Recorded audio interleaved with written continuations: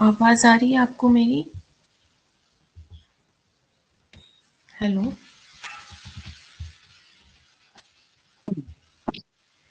Okay, वो तो हो रहा था कि फाइल अपलोड हो रही थी, इस वजह से लेट हो गया। ये प्रज्वल चला गया ना कैसे?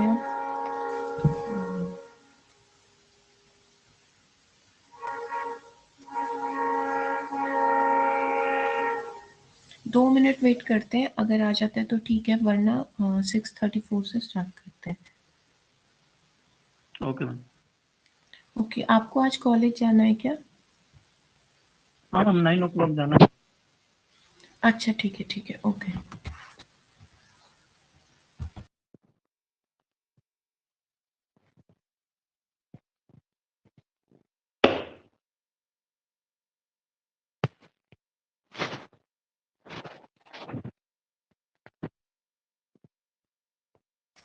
ओके चलिए स्टार्ट करते। प्रज्वल, आपको भी मेरी आवाज आ रही है?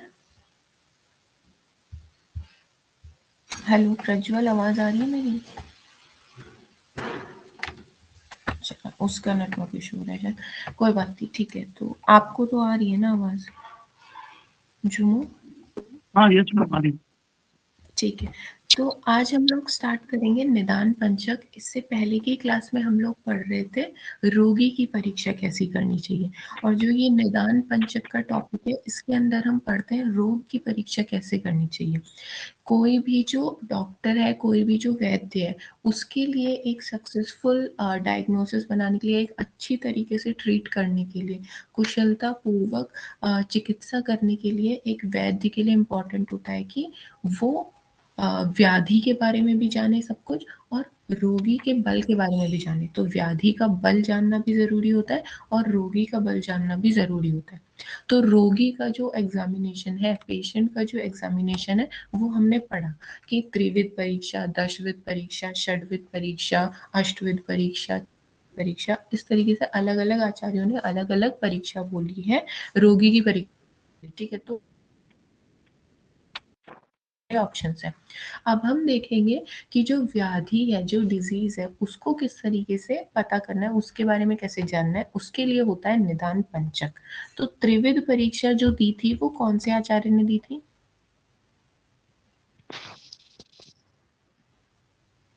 त्रिविध परीक्षा, ओके। और चतुर्विध किसने दी थी?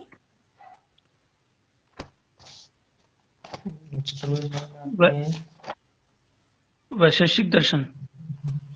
ठीक है, ओके। और षड्विध किसने दी थी? सुश्रुत मैम। अच्छा, और योग रत्नाकर ने कौन सी दी थी? अष्टविध परीक्षा। ठीक है, चलिए फिर अब हम यहाँ पे निदान पंचक पढ़ते हैं। देखिए निदान पंचक में नाम से ही पता चल रहा है, पंचक मतलब 5 चीजें आएंगी। तो यहाँ हमें व्याधि का बल जानने के लिए, यहाँ पे हमको डिजीज के बारे में जानने के लिए 5 चीजों के बारे में पढ़ना होता है। तो देखिए क्या यहाँ पे सबसे पहले लिखा है कि रोग का बल ज्ञान करने के लिए हम लोग निदान पंचक यूज करते हैं, और रोगी का बल जानने के लिए त्रिविध, चतुर्विध, षड्विध, जो भी हमने परीक्षा पढ़ी है वो सब यूज करते हैं। एक मिनट, ठीक है। तो अब यहाँ पे क्या है कि निदान पंचक का उपयोग रोग के बल को जानने के लिए किया जाता है। अब बताया है कि ये 5 चीजें होती है निदान पंचक में: निदान, पूर्व रूप, रूप, उपशय और संप्राप्ति। ठीक है, निदान का मतलब है होता है कॉज, क्या उसका हेतु है, किस कारण से वो व्याधि हुई है। ठीक है, पूर्व रूप होता है प्रीमॉनिटरी सिम्टम्स, की हमको वो एक्चुअल में डिजीज होने से पहले भी कुछ लक्षण देखने के लिए मिलते हैं, वो पूर्व रूप। जैसे क्या है कि फीवर होने भी हमारी बॉडी में बॉडी एक होता है, तो हमें लगता है कि हाँ अब फीवर आने वाला है। मर्द है जो बॉडी एक है, ये हमारा पूर्व रूप है फीवर का। ठीक है, रूप क्या होता है? मेन सिम्टम्स, मेन लक्षण जो उस व्याधि के हैं वो होता है रूप। जैसे ज्वर का मेन लक्षण है संताप आना, बॉडी का टेम्परेचर राइज कर जाना, तो वो उसका लक्षण है। उपशय क्या है? उपशय ऐसा आप एक समझ लीजिए, उपशय मतलब एक तरीके से चिकित्सा। ठीक है, उपशय एक ऐसा कॉम्बिनेशन होता है आहार, विहार और औषध का, जिससे पेशेंट को सुख मिले। ये हम आगे पढ़ेंगे। तो उपशय मतलब चिकित्सा। संप्राप्ति मतलब पैथोजेनेसिस, कैसे वो डिजीज हुई है, कैसे वो जो भी एक्सटर्नल फैक्टर था या कुछ भी था, कैसे वो बॉडी के अंदर आया, कैसे वो अलग अलग धातुओं को दूषित कर रहा है, कैसे उसकी संप्राप्ति चल रही है, कहाँ पे क्या चीज बढ़ रही है घट रही है, ये चीज हम संप्राप्ति के अंदर पढ़ते हैं, पैथोजेनेसिस के अंदर। अब हम स्टार्ट करेंगे निदान से, हेतु से, ठीक है। निदान या हेतु का मतलब होता है कॉज, जिसकी वजह से वो व्याधि हुई है, जिसकी वजह से वो डिजीज हुई है। अब इसके होते हैं पर्याय। अब ये है कि ये निदान पंचक बहुत ही इंपॉर्टेंट टॉपिक है, हर साल निदान पंचक से क्वेश्चन आएगा ही, और वो जो रोग परीक्षा वाला है उससे भी क्वेश्चन आएगा ही।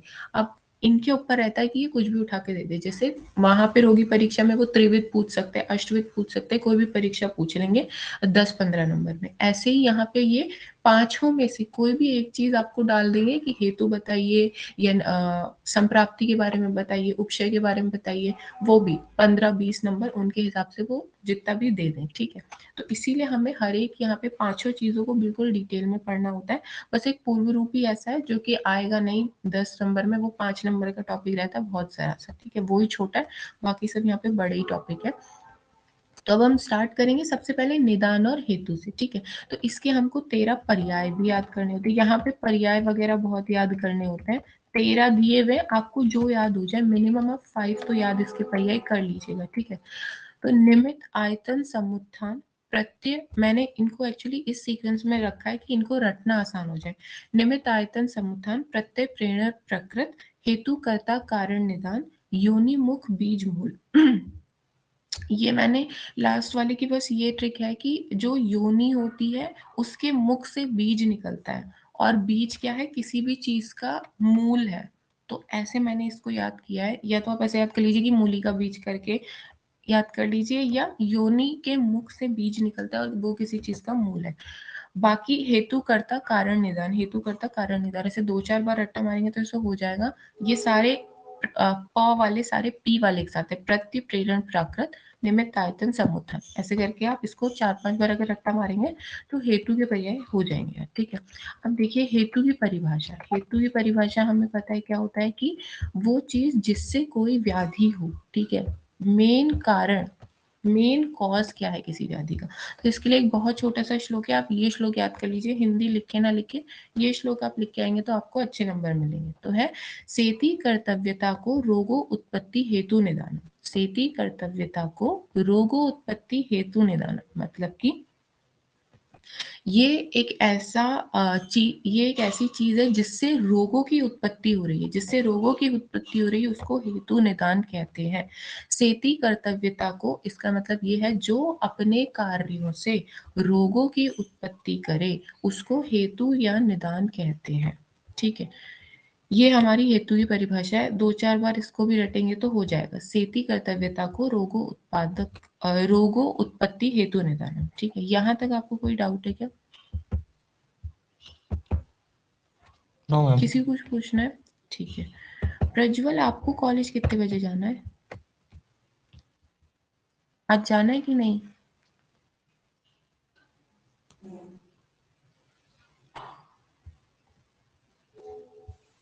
यस प्रज्वल मैम, 8:20 कॉलेज, तक निकल जाए, 8:20 तक निकल जाएंगे मैम। अगर मैं 8 बजे तक पढ़ा दूं तो आप हो जाओगे रेडी 20 मिनट में? यस मैम, हो जाएंगे। ठीक है, चलो। अब देखिए हेतु के प्रकार, अब क्या है कि हेतु की बहुत सारी क्लासिफिकेशन है, अलग अलग आचार्यों ने अलग अलग टाइप का बोला है। कुछ ने कहा है कि कॉज हमेशा सिर्फ एक प्रकार का होता है, कुछ ने कहा द्विविध प्रकार, द्विविध में भी उन्होंने क्या है, दो प्रकार तो बोला है, लेकिन दो के ग्रुप में बोला है, या तो वो उत्पादक व्यंजक में से एक होगा, या वो बाहरी अभ्यंतर में से एक होगा, या वो प्राकृत वैकृत में से एक होगा, अनुबंधी अनुबंध में से एक होगा, प्रकृति विकृति में से होगा। मतलब इन सारे कॉम्बिनेशन में से, मतलब ये 5 चीजें, इन पांचों में से भी कोई एक में से वो होगा, जिससे या तो वो इस कैटेगरी में आ सकता है उत्पादक और व्यंजक, या वो बाहरी अभ्यंतर की कैटेगरी में आ जाएगा, प्राकृत वैकृत की कैटेगरी में आ जाएगा। इस तरीके से द्विविध प्रकार के अलग आचार्यों ने बोले। कुछ आचार्य मानते कि त्रिविध प्रकार के हैं, ये सब उसकी कैटेगरी है कि पहली कैटेगरी में है 3 में, असाथ में इंद्रियात संयोग, प्रज्ञापराध और परिमाण।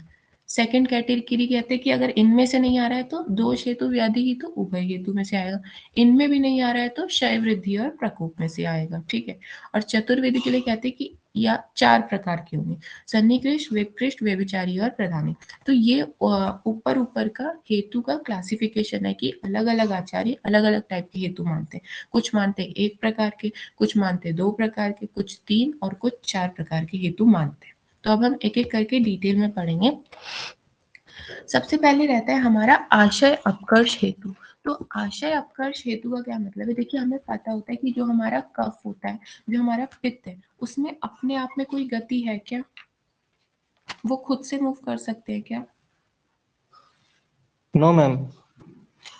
तो मूव कौन करवाने का काम करता है हमेशा? वात। तो आशय अपकर्ष भी हमें यही कहता है कि हमारा कफ और पित्त में कभी किसी प्रकार की कोई गति नहीं होती है, गति हमेशा वायु में होती है। तो ऐसा कोई भी कारण, ऐसी कोई भी निदान जिसकी वजह से दोष खुद प्रकोपित होते हुए भी अपने स्थान से हट ना पाए, लेकिन वायु उनको लेके चला जाए दूसरे स्थान पे और वहां जाके व्याधि करवाए, तो वो आशय अपकर्ष।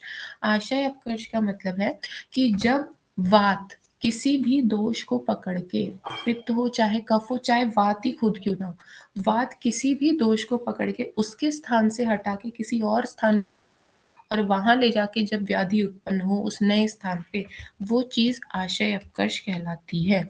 यहाँ पे क्या लिखा है देखिए, दोषों का स्वस्थान से स्वयं प्रकोपित न होते हुए भी प्रकोपित वायु से प्रेरित होकर अन्य स्थान पर जाना आशय अपकर्ष कहलाता है। मेन यहाँ पे कि दोष प्रकोपित हो ना हो ये तो सेकेंडरी चीज है, लेकिन वायु यहाँ प्रकोपित है। तो वायु क्या है? चंचल स्वभाव की है। तो वो देखती है कि मैं प्रकोपित हूँ तो मैं साथ में किसी को उठा के ले ही जाती हूँ, तो या वो कफ को ले जाएगी या वो पित्त को ले जाएगी। तो ये आशय अपकर्ष कैटेगरी के अंदर जो व्याधियां होंगी, यहाँ पे मेन लक्षण किसका देखने के लिए मिलेगा?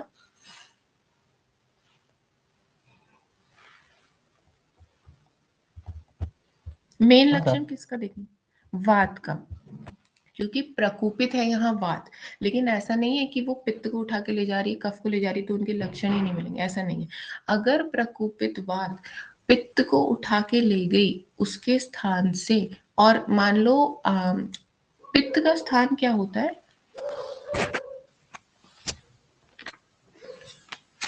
वात पित्त कफ के स्थान आपको पता है क्या?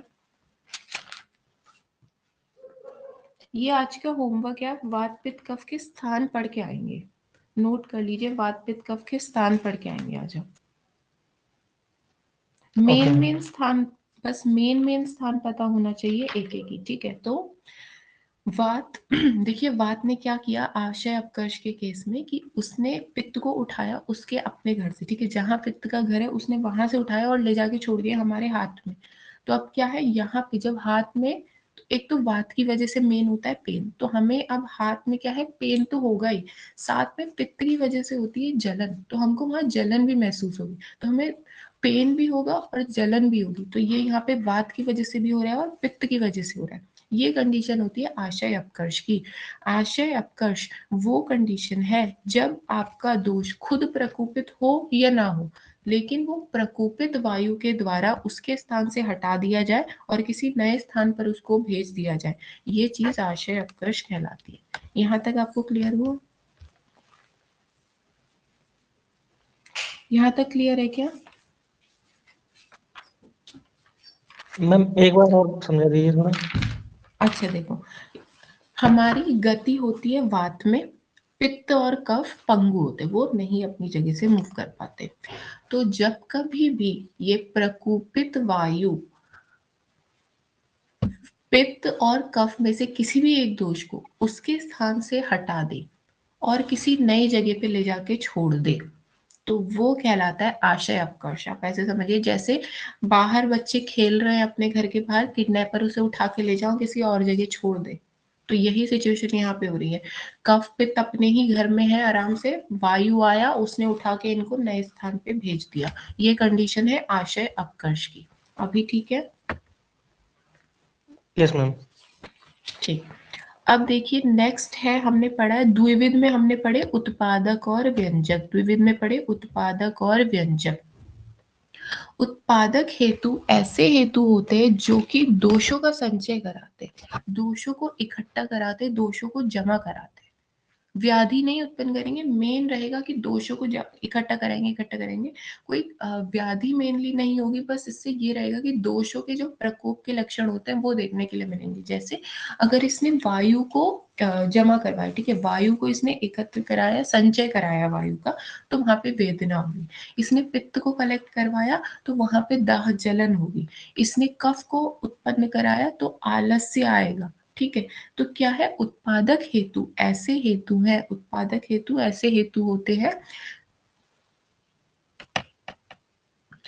सॉरी, ये उत्पादक नहीं होते, ये व्यंजक होते। उत्पादक तो दोषों को, उत्पादक तो व्याधि ही उत्पन्न करते हैं, व्यंजक मतलब दोषों का संचय करवाने वाले होते हैं। एक मिनट देखिए,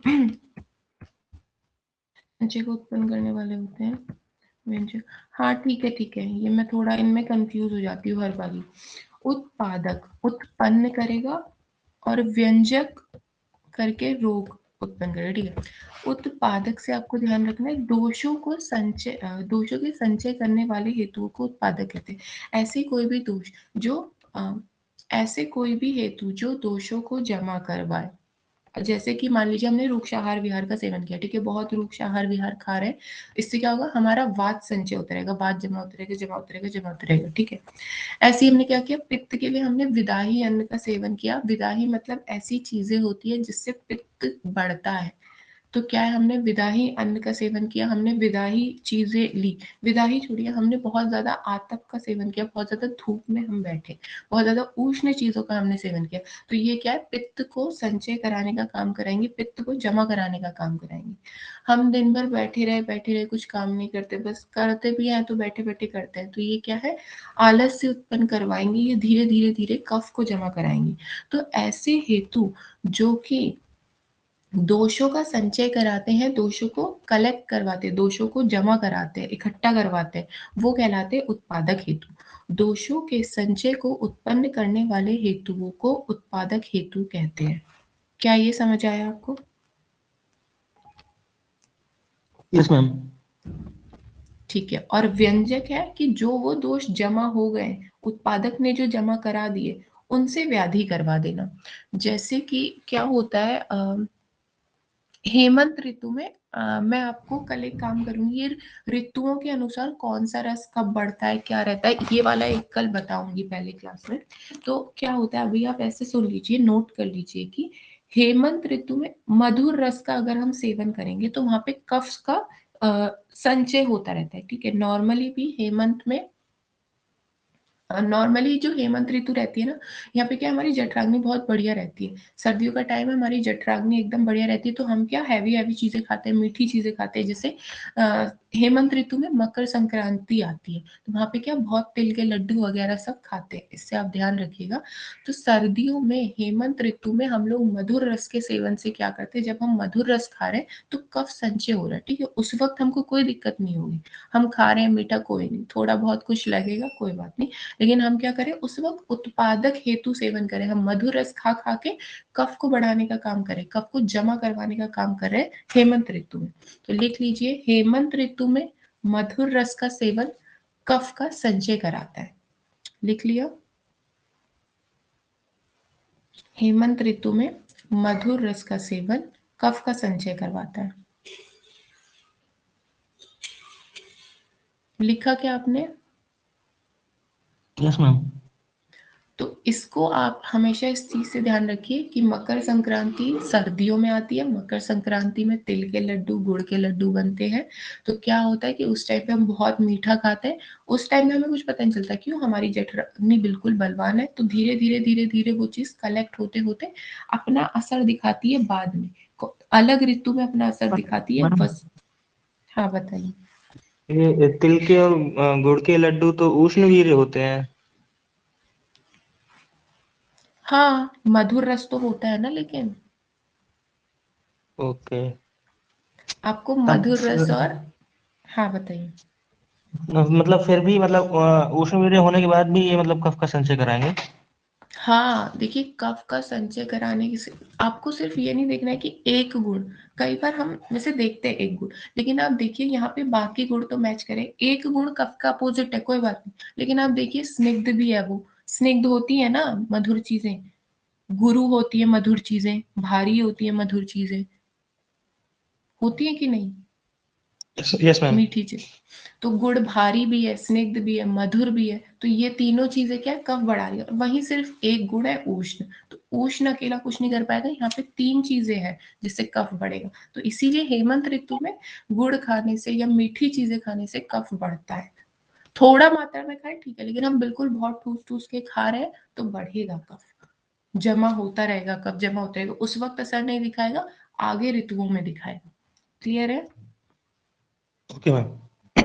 तो उत्पादक का एग्जाम्पल है, हेमंत ऋतु में मधुर रस के सेवन से कफ का संचय होता है। उत्पादक हेतु ऐसे हेतु है जो दोषों को जमा कराने का काम करते हैं। फिर आता है व्यंजक हेतु। अब व्यंजक हेतु देखता है कि भाई उत्पादक ने अपना काम कर दिया, उसने दोषों को जमा करा दिया, अब मैं थोड़ा सा भी, हल्का सा भी ट्रिगर होगा तो एकदम से व्याधि उत्पन्न हो जाएगी। तो व्यंजक हेतु ऐसे हेतु है, व्यंजक हेतु ऐसे कॉज है, ऐसे निदान है जो कि उत्पादक हेतु के द्वारा ऑलरेडी दोष, जिन दोषों को कलेक्ट करवा दिया गया है, उन दोषों से व्याधि जब उत्पन्न करवाए कोई हेतु, वो व्यंजक है। तो देखिए, पूर्व में शरीर में संचित दोषों को प्रकोपित करके रोगों की उत्पत्ति करने वाले हेतु को व्यंजक हेतु कहते हैं। जैसे कि ये मैं आपको हेमंत वाला एग्जांपल बताऊं, तो हेमंत ऋतु में जो हमारा कफ धीरे धीरे धीरे जमा हो रहा था, वो पिघलना चालू करता है वसंत में। वसंत ऋतु में सूर्य का ताप आता है, धीरे धीरे सूर्य एकदम तेज होता रहता है, तो वो क्या है, वो हमारी बॉडी में वो कफ पिघलने लगता है। तो वसंत ऋतु में हमारी जो जठराग्नि है उस पे भी इसका असर देखने के लिए मिलता है। हल्के हल्के धीरे धीरे धीरे करते हुए हमारी जठराग्नि कम होती रहती है, क्यों, उसमें कफ पिघल पिघल के आ रहा है। तो ये जो कफ हेमंत ऋतु में संचित हुआ था, हेमंत ऋतु में इकट्ठा हुआ था, उत्पादक हेतु था हेमंत ऋतु में मधुर रस का सेवन, ये अब वसंत ऋतु में ये कफ पिघलेगा और हम पे असर दिखाएगा। क्लियर हुआ क्या? Yes ma'am. यहाँ पे कुछ पूछना है आपको? नहीं मैम। ठीक है, ये हमारा पहली कैटेगरी रहती है। ठीक है, ये फर्स्ट कैटेगरी रहती है। उत्पादक मतलब दोषों को जमा करेगा, व्यंजक मतलब उन जमा दोषों से रोग बनाएगा। अब दूसरी कैटेगरी रहती है बाहरी और आभ्यंतर। ये आप समझ रहे हैं क्या होता होगा बाहरी और आभ्यंतर?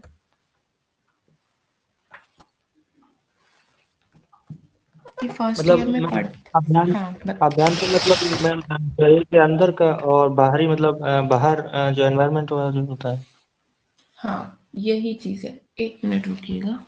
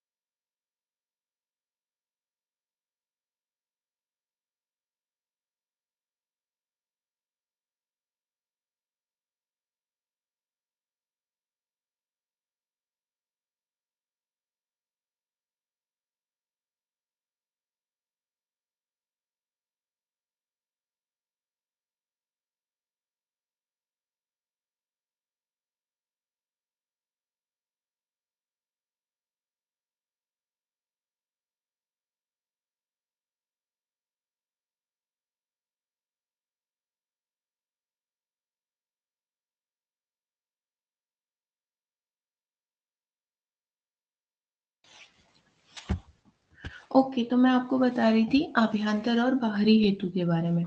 तो आभ्यंतर हेतु का मतलब होता है कोई भी भीतर की चीज, जैसे कि आभ्यंतर मतलब है अंदर। तो कोई भी ऐसी आभ्यंतर हेतु ऐसे हेतु होंगे जिनकी वजह से, ये कोई एक्सटर्नल चीजें नहीं है, पहले मैं बाहरी ही बताती हूँ फिर आएगा आभ्यंतर। तो बाहरी का मतलब होता है एक्सटर्नल, कोई भी बाहर से कोई चीज आई आपकी बॉडी में जिसने रोग उत्पन्न किया, जैसे कि कोई भी पैथोजन है, आघात लग गया, कोई वायरस है, कोई बैक्टीरिया, कुछ भी है, वो आपकी बॉडी के खुद के बॉडी का अंदर का नहीं है, वो बाहर से आया है आपकी बॉडी में, उसने अगर रोग उत्पन्न किया तो वो बाहरी हेतु। और आभ्यंतर हेतु मतलब आपकी, जब आपकी बॉडी के दोष, आपकी बॉडी के धातु अपने आप में अंदर ही, जब उनमें कोई विकृति आ जाए, जब उनमें कोई क्षय वृद्धि हो जाए आपकी बॉडी के धातु और दोषों में, उससे जब व्याधि उत्पन्न हो तो वो बाहरी वो आभ्यंतर हेतु है। जैसे मैं एक बार इसे पढ़ाती हूँ कि आहार विहार का काल जीवाणु आघात आदि बाहरी हेतु, ये सब क्या एक्सटर्नल फैक्टर्स है। आहार विहार है, आप कोई विरुद्ध आहार विहार ले रहे हैं, ठीक है। काल से मतलब है कि ऋतुओं के अनुसार कोई आप गलत चीज कर रहे हैं। जीवाणु मतलब वही वायरस बैक्टीरिया, आघात मतलब कोई इंजरी लग गई, एक्सीडेंट हो गया, इस तरह की कोई भी बाहर की चीज है, उसकी वजह से अगर कोई दोष उत्पन्न, उसकी वजह से कोई व्याधि उत्पन्न अगर आपको होगी तो वो बाहरी हेतु कहलाएगी। और आभ्यंतर हेतु का मतलब होता है जब हमारी अपनी बॉडी के शारीरिक दोष व दूषिय रोग उत्पादक आभ्यंतर हेतु है। दूषिय का मतलब हमेशा होता है धातु, और दोष होते हैं त्रिदोष, वात पित्त कफ। नोट कर लीजिएगा कि दूषिय का मतलब होता है धातु। तो जब हमारी बॉडी के दोष या धातु अपने आप में ही उनकी क्षय वृद्धि हो जाए तो वो जब रोग उत्पन्न करेंगे तो वो आभ्यंतर हेतु है। क्या आप समझ पा रहे हैं इसको? हेलो। Yes ma'am. ओके, यहाँ तक आपको कुछ पूछना है क्या? No ma'am. ठीक है, अब हम पढ़ते हैं प्राकृत और वैकृत ऋतु के बारे में। देखिए, ऋतु नहीं, सॉरी, प्राकृत और वैकृत दोष मतलब कि जैसे जो ऋतु चल रही है और उस ऋतु में जो दोष हमारा रहना चाहिए, प्रकोप रहना चाहिए, प्रकोप अवस्था में, अगर उसी दोष की वजह से हमें कोई व्याधि हो रही है तो वो प्राकृत अवस्था है। एक मिनट रुकिए, मैं इसका चार्ट भेजती हूँ आपको, रुकिए।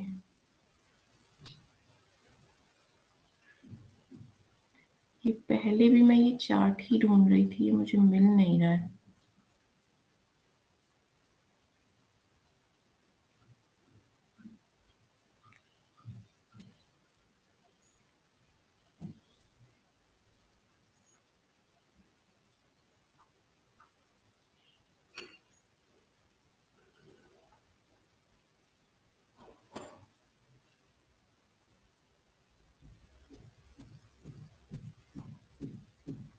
मिल तो नहीं रहा है, आप ऐसे नोट कर लीजिए चलिए कि वसंत ऋतु में कफ का प्रकोप होता है। लिखिए, वसंत में कफ का प्रकोप, शरद में पित्त, वर्षा में वात। ये तीन चीजें आप मेन ध्यान रखिए अभी। वसंत में कफ, शरद में पित्त और वर्षा में वात। ये इन तीन ऋतुओं में इन तीन दोषों का प्रकोप होता है। नोट कर लिया क्या?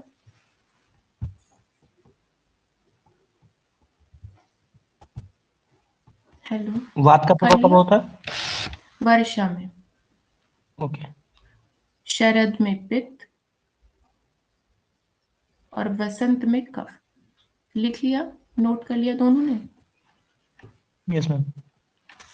ठीक है।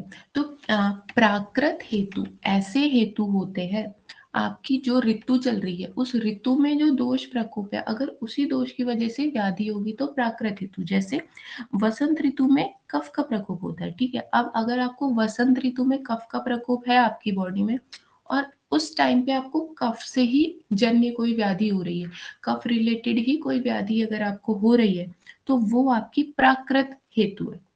प्राकृत हेतु का मतलब जब व्याधि ऋतु अनुसार हो, जो ऋतु चल रही है उस ऋतु में जिस दोष का प्रकोप है उसी दोष की वजह से अगर व्याधि हो तो प्राकृत। जैसे वसंत में कफ का प्रकोप है तो वसंत ऋतु में कफ वाली कोई व्याधि होना। शरद में पित्त का प्रकोप है तो शरद ऋतु में पित्त से रिलेटेड ही कोई डिजीज होना। और वर्षा में वात का प्रकोप है तो वर्षा में वात रिलेटेड ही कोई डिजीज होना। ये होती है प्राकृत हेतु। समझे क्या आप? Yes ma'am. Yes ma'am.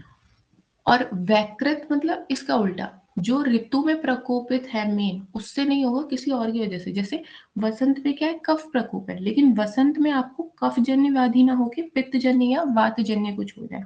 ऐसे वर्षा ऋतु में क्या है, वात प्रकोप है, लेकिन वर्षा ऋतु में आपको वात की व्याधि नहीं हो रही है, आपको पित्त की या कफ की व्याधि हो रही है, तो ये वैकृत है।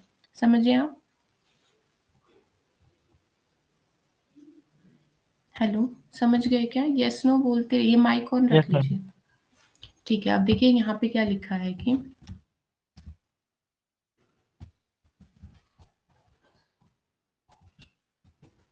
नहीं, ऋतु स्वभावतः दोष प्रकोप प्राकृत कहलाता है। मतलब जिस ऋतु में जिस दोष का प्रकोप है उसी से व्याधि होना प्राकृत है। अन्य ऋतु में दोष प्रकोप वैकृत कहलाता है। ठीक है, अब बात आती है अनुबंधीय और अनुबंध की। तो आप कोई ऐसे एग्जाम्पल से देख, ऐसे लोग होते हैं जिनका मतलब वो दूसरों के बल पे उछलते रहते हैं। ठीक है, उनकी खुद की कुछ नहीं होता है, उनमें खुद में कुछ नहीं इतना होता है कि उनमें बहुत हिम्मत हिम्मत कुछ नहीं होती, बस एक वो चमचे टाइप होते हैं, दूसरों के बल पे वो उछलते रहते हैं। ठीक है, और कुछ लोग होते हैं जो अपने आप में ही अलग रहते हैं, उनको किसी के सहारे की जरूरत नहीं है, वो जो है खुद ही है। तो यही अनुबंध या अनुबंध का केस है। देखिए, जिसमें ज्यादा लेटर्स हैं वो प्रधान है, और जिसमें कम लेटर्स है वो ऐसा चमचा टाइप जो लोग होते हैं चापलूसी करने वाले कि दूसरों के बल पे उछल रहे, वो है अनुबंध। और अनुबंधेय जिसमें ज्यादा वर्ड है वो अपने आप में खुद प्रधान है। तो अनुबंधेय ऐसे हेतु हैं जो कि अपने जैसे अनुबंधेय मतलब ऐसे हेतु जो व्याधि करवा रहे हैं। ठीक है, व्याधि वो करवा रहे हैं और इनका जो प्रकोप होगा जो शास्त्रों में लिखा है उसी के अनुसार इनका प्रकोप भी होगा और शमन भी होगा। जैसे मान लीजिए कोई पित्त जन्य व्याधि है, ठीक है, पित्त रिलेटेड कोई व्याधि हो रही है, अब उसको यहाँ पे अनुबंधीय में हमको बनाना है। तो शास्त्रों में क्या लिखा है कि पित्त का प्रकोप कब होगा, जब हम बहुत धूप में ज्यादा सेवन कर लेंगे। ठीक है, बहुत उष्ण चीजों का सेवन कर लेंगे हम, और कटु अम्ल लवण इन तीनों में से कोई रस का हम सेवन कर लेंगे। ठीक है, तो जो भी लिखा हुआ है शास्त्रों में कि इन से पित्त बढ़ता है, अगर उन्हीं सबसे पित्त बढ़ रहा है और जिस चीज से लिखा है कि शांत हो जाएगा, कि शीतल चीज ले लेंगे हम तो शांत हो जाएगा, कटु अम्ल लवण के अलावा तीनों रस ले लेंगे तो उनसे शांत हो जाएगा। तो जो लिखा है उससे शांत भी हो जा रहा है और जो लिखा है उससे प्रकोप भी हो रहा है, तो इस तरीके के कहलाते अनुबंधेय। मतलब स्व प्रकोपक निदानों के सेवन से, मतलब अपने खुद के निदानों के सेवन से, मतलब अपने खुद को, मतलब पित्त को जो बढ़ाने वाला है धूप का सेवन, उष्ण का सेवन, पित्त उससे खुद से ही बढ़ रहा है, खुद के उसको बढ़ाने की जो चीजें हैं जब वो अपने आप से उन्हीं चीजों से बढ़े। तो स्व प्रकोपक निदानों के सेवन से प्रकोपित हुआ जो दोष स्वतंत्र हो, ठीक है, किसी पे डिपेंड नहीं है, अपना ही उसका अलग, और जिसके लक्षण भी स्पष्ट होते हो कि पित्त बढ़ गया तो अब पित्त का मेन लक्षण है दाह दिखाना, जलन दिखाना, ताप बढ़ाना, तो वो दिखे भी। ऐसा नहीं है कि वो उसके लक्षण ही नहीं दिख रहे, उसके लक्षण भी बिल्कुल स्पष्ट दिखे, वह अनुबंध्य कहलाता है। और इसकी जो शास्त्रों में लिखी है उसी विधि से हम चिकित्सा कर सकते हैं, हम शीतल चीजों से पित्त की चिकित्सा करवा सकते हैं। तो स्व प्रकोपक निदानों के सेवन से प्रकोपित हुआ जो दोष स्वतंत्र हो तथा जिसके लक्षण स्पष्ट व्यक्त हो वह अनुबंध्य कहलाता है तथा इसका शास्त्रोक्त विधि से शमन होता है। समझ आया क्या आपको? अनुबंध्य दोनों को क्लियर है? अनुबंध्य एक बार रिपीट कर लीजिए मैम। देखो क्या होता है कि इसको आप ऐसे समझिए, अपने कॉलेज के एग्जाम्पल से रिलेट करिए कि आपके कॉलेज में कुछ लोग ऐसे रहते हैं कि जो अपने आप में एकदम गुंडे टाइप रहते हैं, उनको किसी के सहारे की जरूरत नहीं होती। ठीक है, वो जहाँ जाएंगे वन मैन आर्मी की तरह रहते हैं, और कुछ लोग ऐसे होते हैं जिनमें खुद में कुछ नहीं होता है, उनका हैसियत वगैरह, मतलब वो खुद इतने कुछ नहीं कर सकते लेकिन वो दूसरों के बल पे उछलते हैं, ठीक है। तो यही केस रहता है अनुबंध्य अनुबंध। तो ये ध य न ध य, ये इसमें आप काउंट करेंगे 1 2 3 4 5 6, 6 लेटर यहाँ और 5 यहाँ, आपको ऐसे काउंट करना है। तो जिसमें ज्यादा लेटर वो प्रधान, वो अकेला डॉन है, वो वन मैन आर्मी है, और जिसमें कम लेटर्स है वो ऐसे डरपोक वाला है, वो ऐसा चापलूस टाइप है। तो अनुबंध्य ऐसे हेतु हैं, ऐसे कारण है, या आप कह लीजिए ऐसे निदान है जो कि अपने खुद के कारणों से बढ़ेंगे, उनको किसी के सहारे की जरूरत नहीं। मान लीजिए कोई ऐसा दोष आपका पित्त दोष की मैं बात करती हूँ, तो पित्त दोष आपका अनुबंध्य में है, ठीक है, अनुबंध्य है पित्त दोष। अनुबंध्य पित्त दोष का मतलब है कि पित्त को बढ़ाने वाली जो चीजें हैं, ज्यादा उष्ण सेवन, ज्यादा धूप का सेवन, क्रोध करना, ठीक है, कटु अम्ल लवण, इन तीनों रसों का अधिक सेवन करना, ये सब क्या है, पित्त को बढ़ाने वाली चीजें। तो जब पित्त अपने ही निदानों से बढ़े, ये जो उसको बढ़ाने वाली चीजें वो उनसे ही बढ़ रहा है, और जो पित्त को शांत करने वाली चीजें हैं, शास्त्रों में लिखी है कि शीतल चीज का प्रयोग करो तो शांत हो जाएगा, मधुर यूज करो तो शांत होगा। तो जो लिखा है उससे ही अगर वो शांत भी हो जाए तो वो है अनुबंध्य। स्व प्रकोपक निदानों के सेवन से प्रकोपित हुआ जो दोष स्वतंत्र हो, मतलब अपने ही निदानों से प्रकोपित हो रहा है, जैसा लिखा है उससे ही वो बढ़ रहा है, और बढ़ने के बाद वो अपने लक्षण भी स्पष्ट दिखा रहा है। पित्त बढ़ गया तो पित्त का लक्षण है जलन करना, दाह करना, संताप बढ़ाना, बॉडी का टेम्परेचर बढ़ाना, तो वो ये सब शो भी कर रहा है। तो ये कहलाता है अनुबंध है, और जैसा शास्त्रों में लिखा है उसी विधि से इसका शमन भी होता है। तो ये है अनुबंध्य। अभी क्लियर हुआ क्या? Yes ma'am. ठीक है।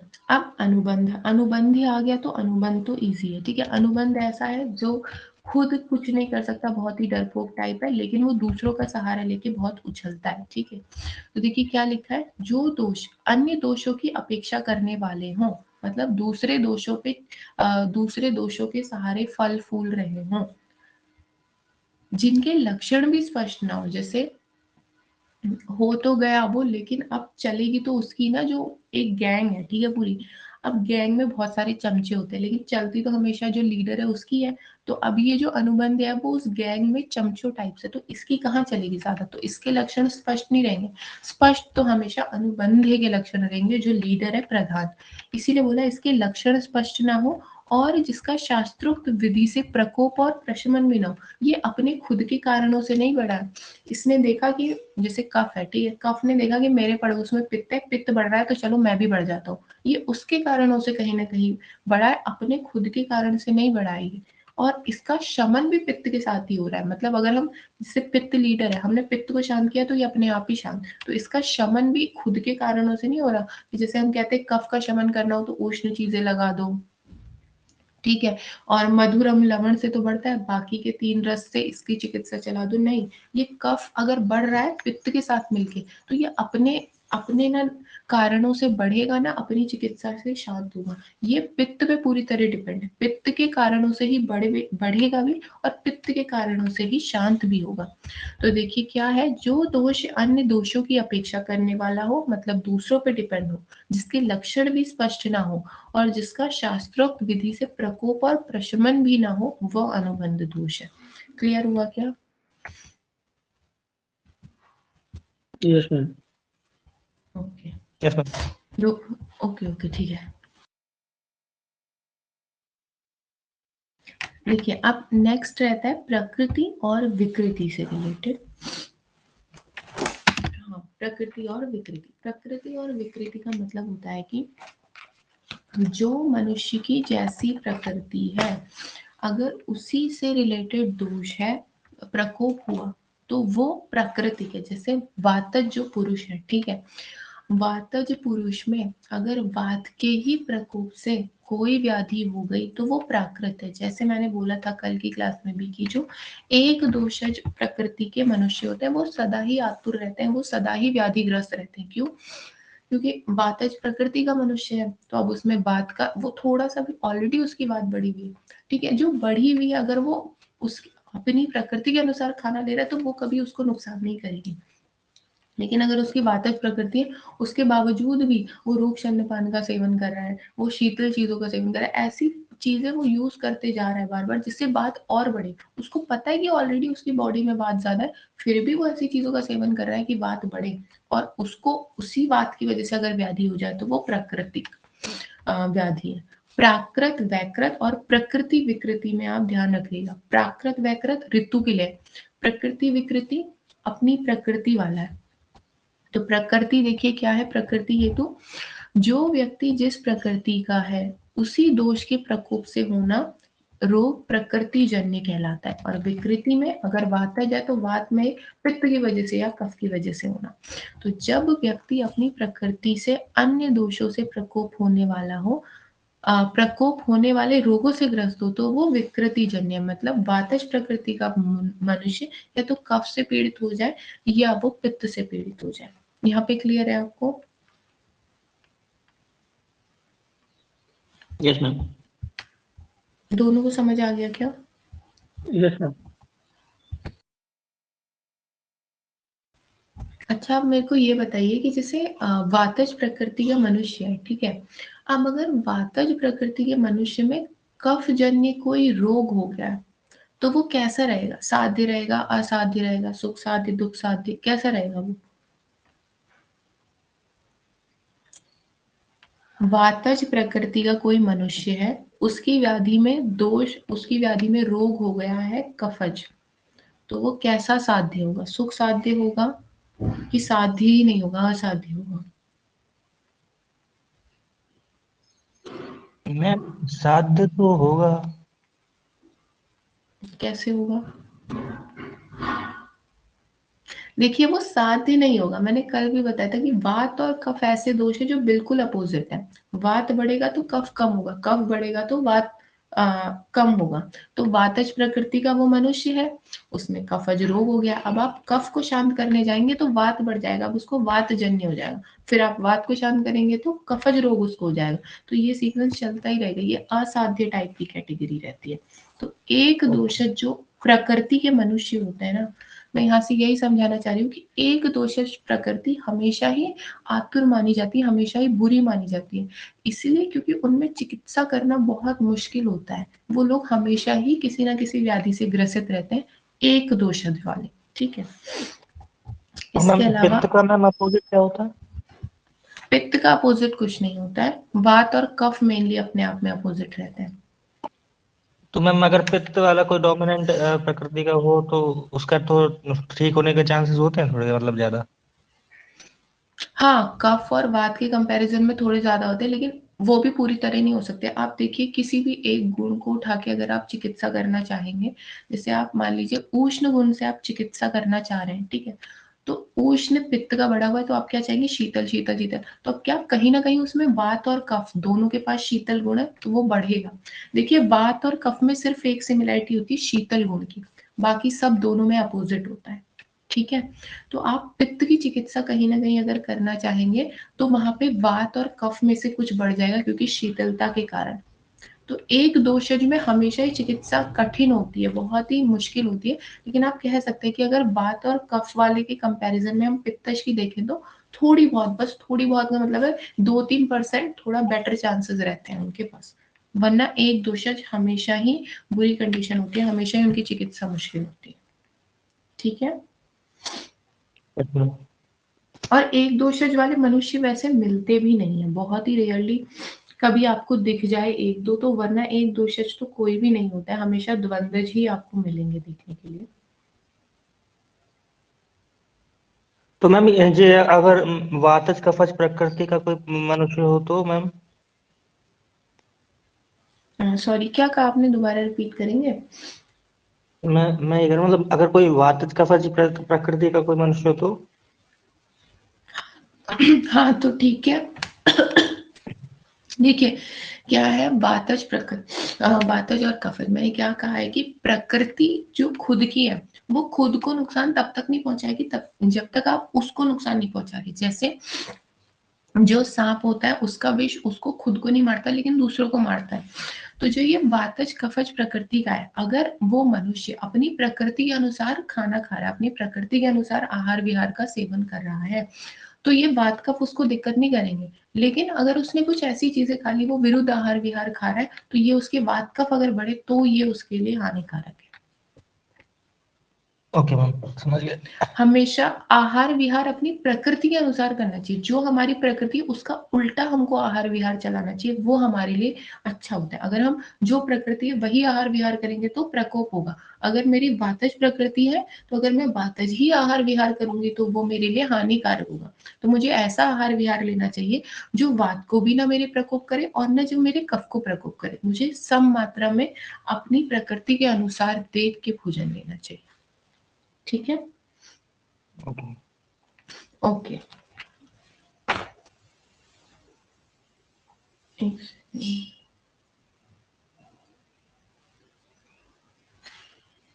ओके, चलिए अब हम आगे देखते हैं। ये हाँ, अब हमारा नेक्स्ट कैटेगरी, ये अभी तक हम द्विविध सारा पढ़ चुके हैं। अब हमको त्रिविध की कैटेगरी में आते हैं। त्रिविध में सबसे पहला था असात्म इंद्रियात संयोग, प्रज्ञापराध और परिणाम, ये तीन चीजें। तो सबसे पहले असात्म इंद्रियात संयोग, ये आपने सुन रखा है क्या? असात्म इंद्रियात संयोग मतलब पता है? पदार्थ में तो पढ़ते आ रहे हैं। आप लोगों के बैच कौन से हैं? 2020 बैच है कि 19 है आपका बैच? मैम दोनों 19। का 19। और आपका क्या है झुमुक? 1920 में। अच्छा 19 है आपका भी। ओके, आप लोगों के फर्स्ट ईयर के एग्जाम्स लेट हुए थे क्या? यस मैम, बहुत लेट हुए। जिसमें बहुत लेट हुआ था। आप दोनों सेम जगह से हैं? पता नहीं मैम, ये कहाँ के हैं? आप मैं तो कहाँ से मतलब हैं? मैं ये फर्रुखाबाद से हूँ। ये मैं कहाँ आता है? वेस्ट बंगाल से हूँ। अच्छा हाँ, ये वेस्ट बंगाल से। आप कहाँ से हैं? स्टेट? Ma'am UP. अच्छा, यूपी वालों के भी लेट होते हैं। आपकी मेरठ यूनिवर्सिटी नहीं है क्या? नहीं मैम, छत्रपति शिवाजी महाराज कानपुर यूनिवर्सिटी है। अच्छा अच्छा, ओके। मेरठ वालों के तो अभी होने हैं एग्जाम्स। अच्छा चलिए, देखिए त्रिविध में ये तीन कैटेगरी, असात्म इंद्रियात संयोग, प्रज्ञापराध और परिणाम। ठीक है, और ये ऐसे करके फर्स्ट कैटेगरी हम देखेंगे असात्म इंद्रियात संयोग। इसका नाम आपने पदार्थ में सुना होगा, कुछ आप लिंक कर पा रहे हैं क्या? थोड़ा ट्राई करिए सोचने का। मतलब साथ में मैम, जो मतलब साथ में ना हो, मतलब जो मतलब क्या कहते हैं, हितकर ना हो मतलब शरीर के लिए। अच्छा अच्छा, कोई बात नहीं। देखिए, असात्म इंद्रियार्थ संयोग का मतलब होता है कि जब हमारी इंद्रियां अपने विषयों को ग्रहण ना कर पाए। हमारे कानों का विषय होता है सुनना, शब्द, तो वो सुन ना पाए। ठीक है, जो भी हमारे इंद्रियों के रिस्पेक्टिव विषय है, वो जब उनको ग्रहण ना कर पाए तो वो असात्म इंद्रियार्थ संयोग होता है। ये टर्म बहुत जगह आता है, ठीक है, आप इसको ध्यान रखिएगा। तो असात्म इंद्रियार्थ संयोग का मतलब है कि इंद्रियों का अपने अपने विषयों के साथ असात्म संयोग, जब इंद्रियां अपने अपने विषयों को ग्रहण न कर पाए, अपने अपने विषयों को जान ना पाए, वो कहलाता है असात्म इंद्रियार्थ संयोग। ठीक है, अब असात्म इंद्रियार्थ संयोग में भी तीन कैटेगरीज बनती हैं, अयोग, अतियोग और मिथ्यायोग। अयोग का मतलब बिल्कुल ही नहीं सुन पा रहे, ठीक है। अतियोग का कुछ ज्यादा ही यूज कर ले, और मिथ्यायोग का गलत, ना क्लियरली दिख रहा है ना कुछ। जैसे मैं एग्जांपल बताऊं, अगर हम चक्षु की बात करें, हमारी आइस की बात करें, तो हमारे आइस का विषय है देखना, ठीक है, दर्शन हमारी आइस का विषय है। तो अगर हम इसकी बात करें चक्षु इंद्री का आयोग, तो चक्षु इंद्री का आयोग होगा कि हमको बिल्कुल कुछ दिखाई नहीं दे रहा है, ठीक है, हम बिल्कुल अंधे हो गए, हमको कुछ दिखाई नहीं दे रहा है। अति योग हो जाएगा कि रात में 2-2 3-3 बजे तक लगातार फोन चलाए जा रहे, स्क्रीन टाइम, दिन भर भी फोन था, रात भर भी फोन था, बिल्कुल एक्सेस यूज करना अति योग कहलाता है। और मिथ्या योग क्या? जैसे कोई चश्मेश इंसान है, तो अब उसका आप चश्मा हटा देंगे तो उसके लिए वो ना पूरा अंधा है ना वो पूरा क्लियरली देख पा रहा है, तो ये कंडीशन होती है मिथ्या योग की। आपको क्लियर हुआ क्या? Yes ma'am. तो आपको ये असात्मी इंद्रियार्थ संयोग के अंदर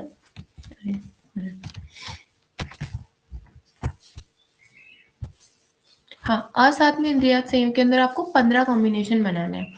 जैसे 5, ये 15 कैसे बनेंगे मैं बताती हूँ। 5 × 3 से बनेगा। 5 तो इंद्रिया हो जाएगी, चक्षुएंद्री विषय, कर्णेंद्री विषय, घ्राणेंद्री, रसेंद्री, स्पर्शेंद्री, ये 5 इंद्रियां हो गई।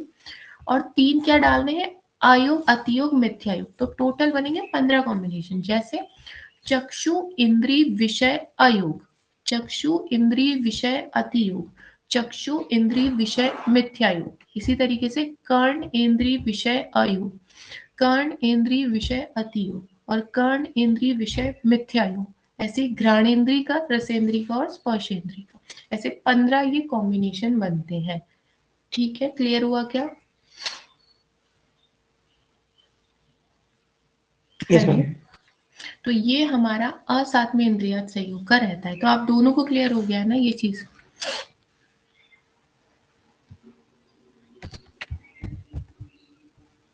हेलो, क्लियर हुआ क्या ये? यस मैम, क्लियर हो गया। ठीक है, अब देखिए जैसे मैंने चक्षु का बता दिया, ऐसे ही हमारा कर्णेंद्री का भी होता है कि कर्णेंद्री में बिल्कुल ही हम कुछ नहीं सुन पा रहे हैं तो वो कर्णेंद्री विषय अयोग। ठीक है, बहुत ज्यादा हम लगे पड़े हैं कि स्पीकर पे सुन रहे हैं गाने फुल वॉल्यूम में, बहुत ज्यादा यूज कर रहे हैं, तो वो अतियोग। मिथ्या योग हो गया कि जो मतलब जिनको प्रॉपर्ली सुनाई नहीं देता, वो कंप्लीटली बहरे भी नहीं होते लेकिन प्रॉपर्ली सुन भी नहीं पाते, तो वो मिथ्या योग। ऐसे ही घ्राणेंद्री का भी और रसेंद्री, स्पर्शेंद्री। आप एक बार इसको बुक से रीड करके आइएगा, इसमें कुछ नहीं है, ऐसी फालतू स्टोरी है कि क्या चीज क्या रहती है। कभी भी ऐसे अकेले में नहीं पूछेगा कि असात्मी इंद्रियार्थ संयोग के लिए आप बताइए असात्मी इंद्रियार्थ संयोग 10 नंबर, ऐसा कभी नहीं पूछेगा। पूरा का पूरा एक साथ ही पूछता है, हेतु के बारे में बताइए। तो आपके लिए इतना कंटेंट इनफ होता है कि बस आप इनके नाम लिख के आ जाइए। एक्सप्लेन आपको खुद को पता है कि अयोग का मतलब बिल्कुल भी यूज नहीं कर पा रहा है, अतियोग मतलब एक्सेस यूज हो रहा है, मिथ्या योग मतलब प्रॉपरली यूज ही नहीं है, ना प्रॉपर सुन रहा है ना दिख रहा है, कुछ नहीं, इम्प्रॉपर जो है, प्रॉपर हम उसे खत्म भी नहीं कह सकते और उसका प्रॉपर यूज भी नहीं कह सकते, तो वो मिथ्या योग। ये आपके समझने के लिए ठीक है, आप इसको पेपर में लिख के आएंगे तो एक पेज तो आपका असात्मी इंद्रियार्थ संयोग से ही भर जाएगा, क्योंकि ये 15 चीजें आप लिखेंगे वहां पे तो इससे ही भर जाएगा। ठीक है, तो आपको इसको ज्यादा करने की जरूरत नहीं है, इतना ही काफी है आपके लिए। उसके अलावा अब हम आगे देखते हैं। नेक्स्ट अब हमारा आएगा प्रज्ञा, पराध और परिणाम। इसको रोकते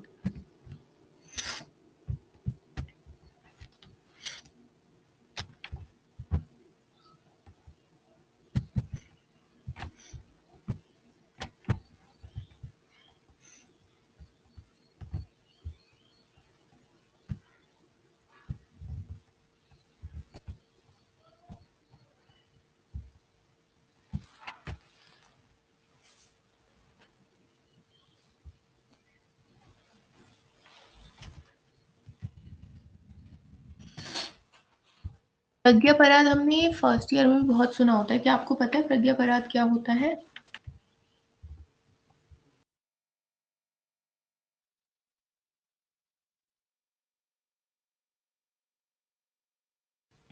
प्रज्ञापराध होता क्या है आप लोगों को पता है? हमने फर्स्ट ईयर में भी इसे काफी सुन रखा होता है। अच्छा चलिए मैं बताती हूँ। प्रज्ञापराध का मतलब होता है कि एक्चुअली इसकी आपको डेफिनेशन ही ध्यान रखनी है, आप इसे पढ़ेंगे तो इजी लगेगा। मैं बताती हूँ इससे कि धी धृति स्मृति, धी मतलब बुद्धि, धृति मतलब धारण शक्ति, नोट कर लीजिए। धी मतलब बुद्धि, धृति मतलब धारण शक्ति, स्मृति मतलब मेमोरी। तो जब धी, धृति और स्मृति ये तीनों ही चीजें भ्रष्ट हो जाएं, ये तीनों ही चीजें नष्ट हो जाएं, तब क्या होता है, उस टाइम पे व्यक्ति अशुभ कर्मों में प्रवृत्त हो जाता है। जब उसके पास अच्छी बुद्धि ही नहीं है, ना उसकी स्मृति अच्छी है, ना कुछ धारण शक्ति अच्छी है, तो कुछ ना वो अच्छी चीजें सोच पा रहा है, ना उनको धारण कर पा रहा है, ना उनको याद कर पा रहा है, कुछ अच्छी चीजें नहीं कर पा रहा है। तो इससे क्या, इन तीनों के भ्रष्ट हो जाने से वो अशुभ कार्य करने लगता है और अशुभ कार्यों की वजह से क्या है, शारीरिक और मानसिक सभी प्रकार के दोष प्रकोपित होते हैं। ऐसे अशुभ कर्मों को ही प्रज्ञापराध कहते हैं। तो जब धी धृति बुद्धि हमारी धी धृति और स्मृति हमारी बुद्धि, धारण शक्ति और मेमोरी, ये तीनों ही चीजें भ्रष्ट हो जाए, नष्ट हो जाए, और इन सब की वजह से कभी कोई हम अच्छी चीज ना सोच पा रहे हैं, ना उसे धारण कर पा रहे हैं, ना उसको याद कर पा रहे हैं, तो इस वजह से क्या मनुष्य बुरी चीजों में, बुरे कर्मों में, अशुभ कर्मों में प्रवृत्त हो जाता है, अशुभ कर्म वो करने लगता है। और जब वो इस तरीके के अशुभ कर्म करने लगेगा तो उसके शारीरिक दोष भी प्रकोपित होंगे, उसके मानसिक दोष भी प्रकोपित होंगे, और इन सब चीजों को ही हम प्रज्ञापराध कहते हैं। धी धृति स्मृति के भ्रष्ट हो जाने से व्यक्ति अशुभ कर्मों में प्रवृत्त होता है, जिसे शारीरिक व मानसिक सभी प्रकार के दोष प्रकोपित होते हैं। ऐसे अशुभ कर्मों से को ही प्रज्ञापराध कहते हैं। आपको समझ आया क्या प्रज्ञापराध? Yes ma'am. झुमुक, आपको भी क्लियर है प्रज्ञापराध? Yes ma'am, yes ma'am. Okay, अब ये प्रज्ञापराध भी 3 तरीके का, वाणिज्य प्रज्ञापराध, मन द्वारा प्रज्ञापराध और शारीरिक प्रज्ञापराध। वाणिज्य प्रज्ञापराध का मतलब है कि हम बुरे शब्द लोगों के लिए बोल रहे हैं, कठोर वचन बोल रहे हैं, बुरी बुरी बातें बोल रहे हैं जो हमको नहीं बोलनी चाहिए, वो है वाणिज्य प्रज्ञापराध। मन द्वारा प्रज्ञापराध की हम हमारे पूजनियों के लिए, हमें जिनके लिए बुरी चीजें नहीं सोचनी चाहिए, हम सब लोगों के लिए बुरी चीजें सोच रहे हैं। ईर्ष्या, क्रोध, जो हमारे सारे मानसिक विकार है, उस तरीके की सारी हम चीजें अपने दिमाग में रख रहे हैं और सबके लिए बुरा सोच रहे हैं, तो वो मन द्वारा प्रज्ञापराध है। शारीरिक प्रज्ञापराध क्या है कि हम ऐसी चेष्टाएं कर रहे हैं जो हमें नहीं करनी चाहिए, हम मार पिटाई कर रहे हैं, हमें अपना मतलब जितना हमारी शक्ति है उससे डबल हम काम करने की कोशिश करें, तो कोई भी ऐसी चीज जो हमारे शारीरिक बल के लिए हानिकारक है, ऐसा कुछ भी करना शारीरिक प्रज्ञापराध है। तो वाणिज्य मतलब हम गलत शब्द वगैरह बोल रहे हैं, मन द्वारा बुरी भावना रख रहे हैं, और शारीरिक मतलब हम ऐसी चेष्टाएं कर रहे हैं जो हमारे खुद के शरीर के लिए हानिकारक है। क्या ये आपको क्लियर हुआ? Yes ma'am. ठीक है। अब थर्ड कैटेगरी रहती है परिणाम की। परिणाम का मतलब होता है काल, ठीक है, काल मतलब टाइम, टाइम का ही दूसरा नाम है परिणाम, तो काल को ही परिणाम कहते हैं। अब ये भी परिणाम 3 तरीके का है, काल का अतियोग, अयोग और मिथ्या योग। काल का अतियोग से आपको समझना है कि ये ऋतुओं के अनुसार यहाँ पे बेसिकली बात हो रही है। जैसे वर्षा ऋतु है तो यहाँ पे बारिश होनी चाहिए, ठीक है, वर्षा ऋतु में बारिश होनी चाहिए। तो अगर काल का अतियोग होगा तो वर्षा ऋतु में जितनी बारिश होनी चाहिए उसकी डबल ट्रिपल बहुत ही ज्यादा बारिश होगी, तो वो काल का अतियोग। गर्मी में जितनी गर्मी पड़नी चाहिए उससे डबल ट्रिपल गर्मी जब पड़े तो वो भी काल का अतियोग। काल का मिथ्या योग का मतलब है कि वर्षा ऋतु में गर्मी पड़ रही है, गर्मी में बारिश हो रही है, सर्दी में गर्मी हो रही है, जिस ऋतु में जो होना चाहिए वो नहीं हो रहा है, अलग अलग ही चल रहा है, तो वो काल का मिथ्या योग।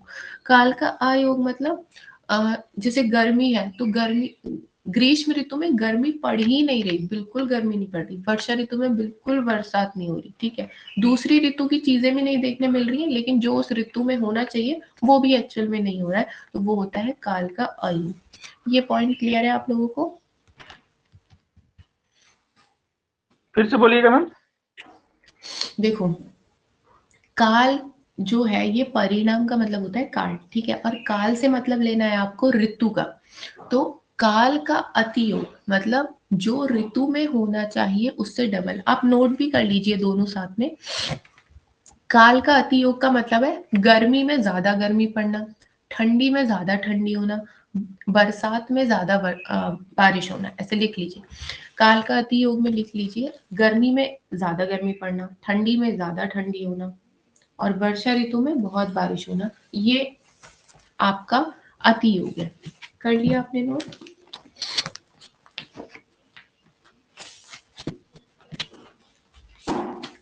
नोट कर लिया? Yes ma'am. और अयोग में सॉरी, अब आप मिथ्या योग में लिखिए वर्षा ऋतु में गर्मी पड़ना, गर्मी में ठंड पड़ना, और ठंड में बारिश होना, ये मिथ्या योग है, लिख लीजिए।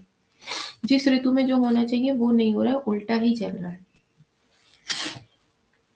काल का मिथ्या योग मतलब वर्षा ऋतु में गर्मी पड़ना, गर्मी में ठंड पड़ना, कुछ भी आप लिख लीजिए, ठंड में बारिश हो रही, ऐसे लिख लीजिए। जो जिस ऋतु में होना चाहिए वो वहां ना होके किसी और ही में दिख रहा है, तो वो हमारा मिथ्या योग है। और काल का अयोग में आप नोट करिए,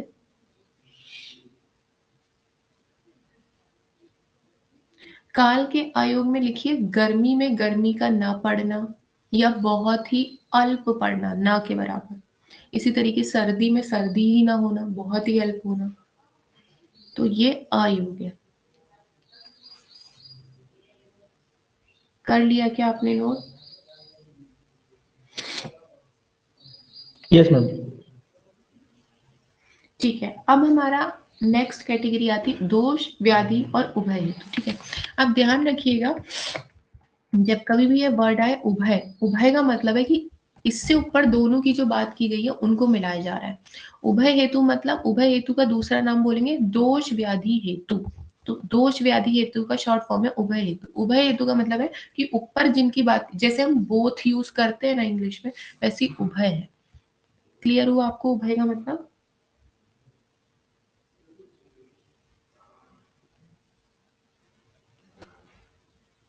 यस मैम। ठीक है, तो अब हमें देखना है अपना ये दोष हेतु, व्याधि हेतु और उभय हेतु क्या होते हैं। तो दोष हेतु मतलब ऐसे हेतु जिनके सेवन से दोष का प्रकोप हो जाए, जैसे कि हम मीठा खाएंगे तो कफ का प्रकोप हो जाएगा, तो ये दोष हेतु हो गया। ठीक है, और व्याधि हेतु देखो यहाँ पे लिखा भी है दोष हेतु में कि दोषों को विषम करने वाले कारणों को दोष हेतु कहते हैं, मतलब दोषों को बढ़ा देने वाले, दोषों को प्रकोपित करने वाले कारणों को दोष हेतु कहते हैं। और व्याधि हेतु का मतलब है ऐसी चीजें जिससे डायरेक्ट व्याधि हो जाए, जैसे कि अगर आपने कभी सुना हो तो जब खांसी हो रही है तो वहां पे खट्टी चीजें नहीं खानी चाहिए, अम्ल चीजों का सेवन नहीं करना चाहिए। अगर नहीं सुना है तो नोट कर लीजिए, कभी भी खांसी हो, कास हो, तो उसमें अम्ल चीजों का सेवन नहीं करना चाहिए। तो जब आपको खांसी हो रही है, उसके ऊपर आप खट्टी चीजें खा रहे हैं, तो आपकी व्याधि और बढ़ेगी। तो ऐसे हेतु जिनके सेवन से व्याधि बढ़े, वो आपका व्याधि हेतु है। जैसे यहाँ पे मृतिका भक्षण से पांडु रोग का होना, ये मृतिका मतलब होता है मिट्टी, पांडु रोग मतलब एनीमिया। तो क्या होता है कि मिट्टी खाते हैं बच्चे, आपने देखा होगा, तो उनको एनीमिया की शिकायत रहती है। तो मिट्टी खाने से एनीमिया हो जाना, डायरेक्टली एनीमिया हो जाना व्याधि है। ये या तो आप लिख लीजिए या वो कास वाला एग्जांपल नोट कर लीजिए कि कास में, खांसी में अम्ल द्रव्य नहीं खाने चाहिए। कास में अम्ल द्रव्य नहीं खाने चाहिए, अगर हम खाएंगे तो हमको व्याधि हेतु है वो। कास में अम्ल द्रव्य का सेवन व्याधि हेतु है। व्याधि हेतु ऐसे हेतु है जिनको लेने से डायरेक्टली व्याधि हो जाए, और दोष हेतु ऐसे हेतु है जिनको लेने से डायरेक्टली दोष हो जाए। जैसे कि मधुर खा लिया तो कफ हो गया। समझ आया क्या आपको?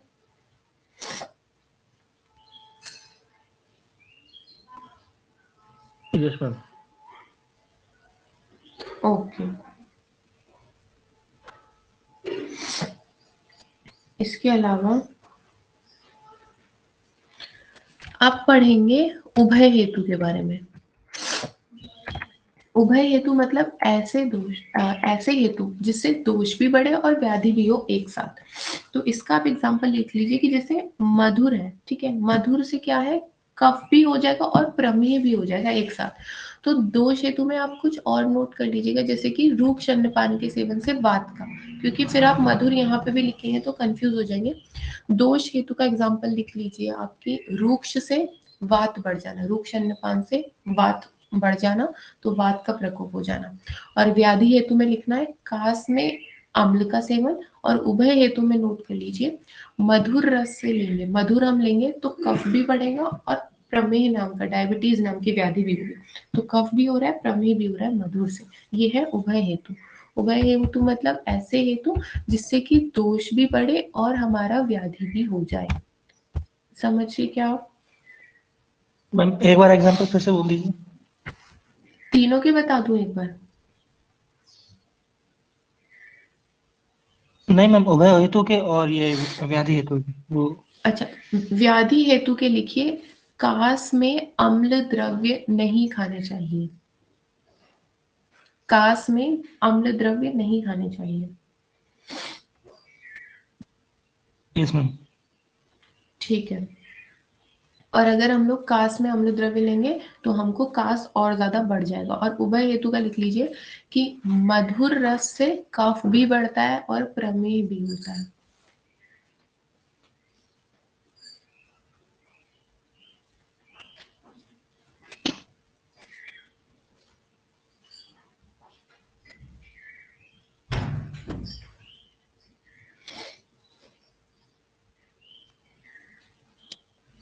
Yes ma'am. ठीक है, तो ये उभय हेतु का हो गया। तो इस तरीके से ये हमारा पूरा हेतु का कॉम्बिनेशन रहता है। और अब एक लास्ट में त्रिविध की कैटेगरी में रह जाता है। आज मैं हेतु ही कंप्लीट कर पाऊंगी बस, मुझे लग रहा था पूरा हो जाएगा, ऐसा नहीं है, बहुत बड़ा है ये टॉपिक। ठीक है, ये देखिए यहाँ पे आप थोड़ा सा टिल्ट हो गया, ये आप ऐसे देख लीजिए कि तीसरी कैटेगरी हमने दोष व्याधि पढ़ लिया, और तीसरी है क्षय वृद्धि और प्रकोप। तो इसमें क्या होता है कि ऐसे हेतु जिनसे दोषों का क्षय हो जाए तो वो क्षय कहलाएंगे, ठीक है, जिनसे बढ़ जाए वो वृद्धि, और जिनसे प्रकोप हो जाए तो वो, एक्चुअली ये प्रकोप और वृद्धि सेम ही बात है, बस इतना अंतर है कि वृद्धि में अपने ही स्थान पे बढ़े हुए, प्रकोप मतलब अपने स्थान से हटके और जगह भी फैल गए हैं। समझे क्या आप? इसमें ज्यादा एक्सप्लेन नहीं करना है, आप ये वाला पॉइंट छोड़ भी देंगे तो कोई नहीं, ये ऊपर के दो आप एक्सप्लेन कर दीजिएगा हेतु में। क्लियर हो गया क्या? Yes ma'am. ठीक है, अब हम पढ़ते हैं अपना चतुर्विध प्रकार का हेतु। 4 प्रकार के जो है ये तो है हमारा सन्निकृष्ट, विपकृष्ट, व्यभिचारी और प्रधानी। तो सन्निकृष्ट हेतु ऐसे हेतु होते हैं जिनके सेवन से तुरंत व्याधि उत्पन्न हो जाए, ठीक है, जैसे ही सेवन किया तुरंत व्याधि उत्पन्न करने वाले। जैसे कि देखो क्या लिखा है कि प्रकोपक को प्रकोपक कारणों के सेवन से संघ, संघ का मतलब होता है तुरंत, ठीक है, तो प्रकोपक ऐसे कुछ कारण जिनके सेवन से तुरंत व्याधि उत्पन्न हो वो होता है सन्निकृष्ट। जैसे कि यहाँ पे मैंने लिख रखा है, आप इस चीज को याद रखिएगा, चाहे हम दिन की बात करें या रात की बात करें, तो वात पित्त कफ का जो प्रकोप का टाइम रहता है वो क्या। वैसे आप लोगों को ये चीज पता है कि कफ क्या कहते हैं, दही का जो सेवन है वो रात में मना करते हैं, ऐसा क्यों है आपको पता है?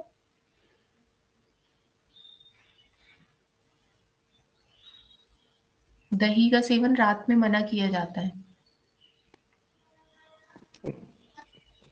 पता नहीं मैम, दही अच्छा कोई बात रात नहीं, में। मैं बता, हाँ देखिए क्या होता है कि इसके लिए आप ये चार्ट समझिए। जैसे दिन है हमारा, दिन का टाइम है और एक रात का टाइम है, ठीक है, जो दिन की शुरुआत होती है मॉर्निंग, अर्ली मॉर्निंग का टाइम है, वहां पे कफ रहेगा बढ़ा हुआ, ठीक है। जैसे जैसे दिन होगी 12 1, 12 1 का टाइम रहता है, दोपहर का टाइम रहता है, वहां पे पित्त बढ़ता है, और जैसे जैसे शाम होने लगती है तो वहां वात बढ़ जाता है। तो ये पूरा दिन का सीक्वेंस रहता है।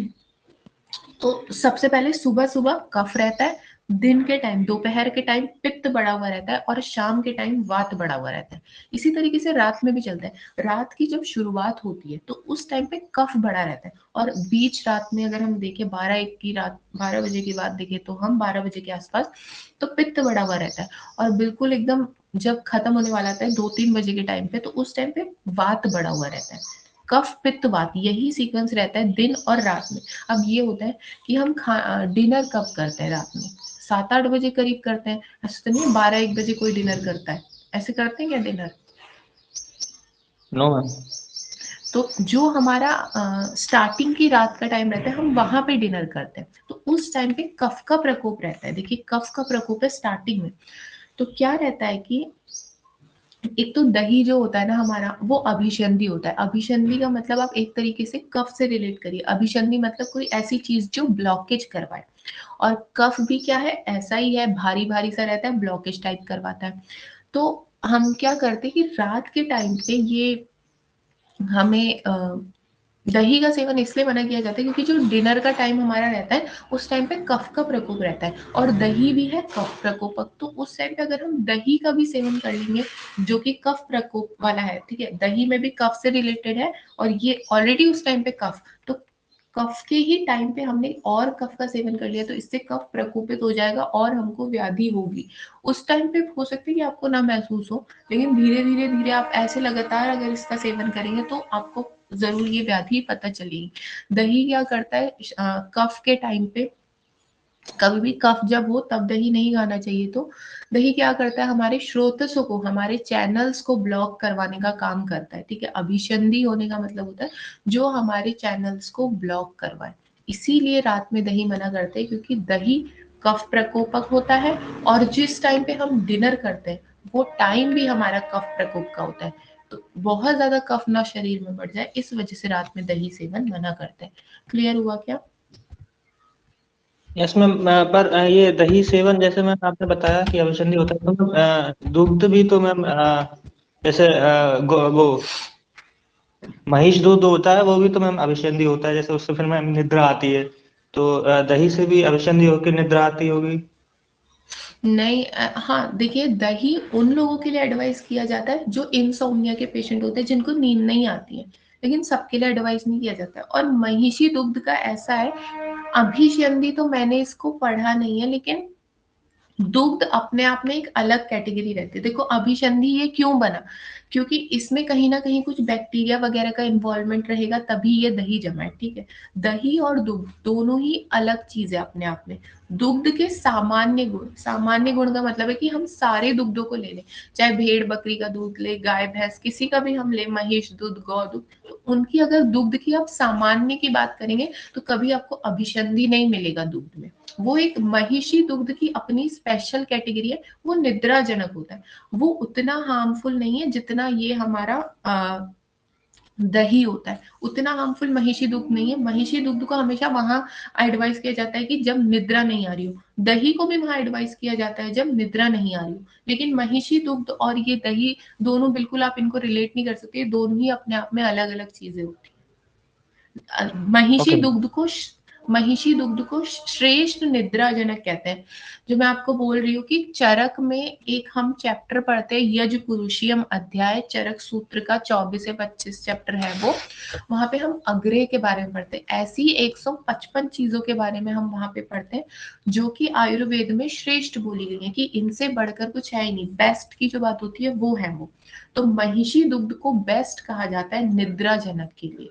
तो जब कभी भी सोना, किसी को इंसोम्निया का पेशेंट है तो उसको महिषी दुग्ध देखते हैं। और महिषी दुग्ध में ये अभिसंधि वाली चीज हम नहीं रिलेट करेंगे, क्योंकि अभिसंधि हमेशा हमको दही से रिलेट करना है। आप इससे कंफ्यूज मत करिएगा कि महिषी दुग्ध अभिसंधि भी होता है और दही भी अभिसंधि है तो दोनों स्रोतस ब्लॉक करेंगे क्या, ऐसा नहीं है। महिषी दुग्ध में अगर अभिसंधि गुण है तो उसमें कुछ ऐसी और अच्छी प्रॉपर्टीज भी है जो दही में नहीं होती। तो महिषी दुग्ध अपने आप में अलग चीज है और दही अपने आप में अलग है, उनको हम सेम नहीं मान सकते।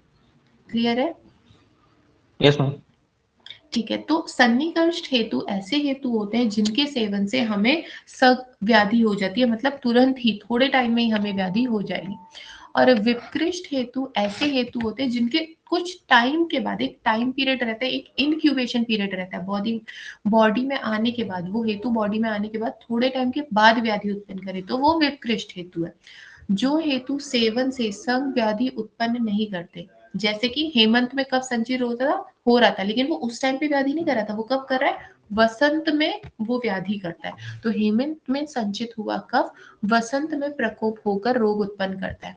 और विपकृष्ट में आप ये भी ध्यान रख सकते हैं कि जैसे कोई बैक्टीरिया है, वायरस है, वो भी विपकृष्ट के अंडर हम डाल सकते हैं, क्योंकि वो भी एकदम से आके नहीं करता है, थोड़ा सा इंक्यूबेशन पीरियड तो उसका रहता ही है, दो सॉरी उसके बाद ही डिजीज होती है। जैसे कि अगर टाइफॉइड की, तो टाइफॉइड का इंक्यूबेशन पीरियड रहता है 10 से 12 दिन, मतलब 2 हफ्ते आप करीबन मानिए टाइफॉइड का इंक्यूबेशन पीरियड रहता है। तो जब उसका जो भी पैथोजन है वो बॉडी में एंटर किया, तुरंत व्याधि नहीं होगी, थोड़े टाइम के बाद होगी, तो वो विपकृष्ट है। व्यभिचारी निदान क्या है? व्यभिचारी निदान, व्यभिचारी हेतु मतलब ऐसे हेतु होते हैं कि ये ना बहुत ज्यादा व्याधि उत्पन्न करने वाले, किसी जिनका बल कमजोर है। जैसे आपने सुन रखा हो तो टीबी के जो वायरस होते हैं, ट्यूबरक्लोसिस का जो वायरस है, वो हमारे आस पड़ोस में बहुत ही घूम रहा होता है, लेकिन हर किसी को टीबी होता है क्या? हर किसी को ट्यूबरक्लोसिस नो होता है मैम। क्या? वो क्यों नो नहीं मैम। होता? क्योंकि वो क्यों नहीं होता? मैम इम्यूनिटी की वजह से। हाँ, तो वही बात है, व्यभिचारी निदान ऐसे निदान है जो हल्के फुल्के निदान है, वो होंगे आस पड़ोस में, लेकिन हमको बीमार नहीं करेंगे, ये बीमार उसको ही करेंगे जिसकी इम्यूनिटी वीक है। तो व्यभिचारी निदान क्या है? दुर्बल होते हैं, ये कमजोर निदान है, ठीक है। दुर्बल होने से जो हेतु व्याधि को उत्पन्न करने में असमर्थ हो, उसे व्यभिचारी हेतु कहते हैं, ठीक है। ये दुर्बल है तो सबको व्याधि नहीं उत्पन्न कर पाएगी, कुछ चुनिंदा लोगों को ही ये व्याधि उत्पन्न करते हैं जिनका इम्यून सिस्टम वीक है। देखो मैंने लिखा भी है कि वीक इम्यून रहेगा, लेस दोष भी होंगे तो रोग उत्पन्न हो जाएगा, क्योंकि जरा से भी दोष रहेंगे और इम्यून तो रोग अपने आप उत्पन्न हो जाएगा। व्यभिचारी क्लियर हुआ आपको? Yes ma'am. अब रहता है प्रधानिक निदान। प्रधानिक क्या होता है? ये जैसी बॉडी में एंटर किया विद इन सेकेंड्स, मतलब विद इन सेकेंड्स नहीं, आप मानिए 1 घंटे के अंदर आपको खत्म कर देगा, 1 घंटे में आपको बीमार कर देगा। सबसे बढ़िया एग्जांपल रहता है विष। ये क्या होता है? जैसे ही बॉडी में एंटर किया तुरंत व्यक्ति बीमार हो जाता है। तो लिखा है उग्र स्वभाव के कारण शीघ्र ही दोषों को प्रकोपित करने वाले हेतु प्रधानिक हेतु कहलाते हैं।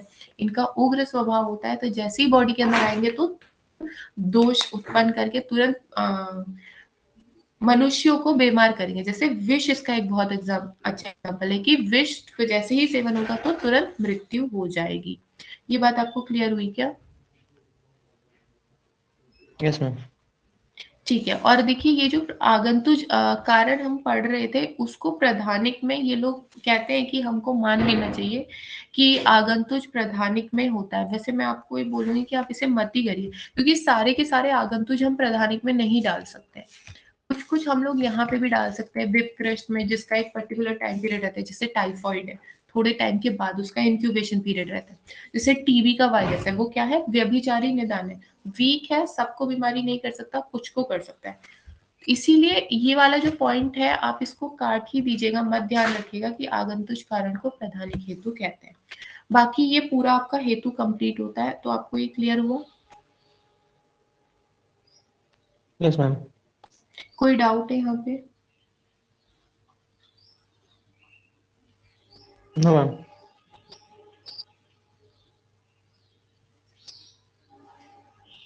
ओके चलिए ठीक है, फिर आज के लिए इतना ही करते हैं। अब आप लोग का टाइम हो गया है। इसके अलावा अब हम शाम को चरक करेंगे, ठीक है? वो ही 8:30। Okay ma'am. ओके चलिए ठीक है।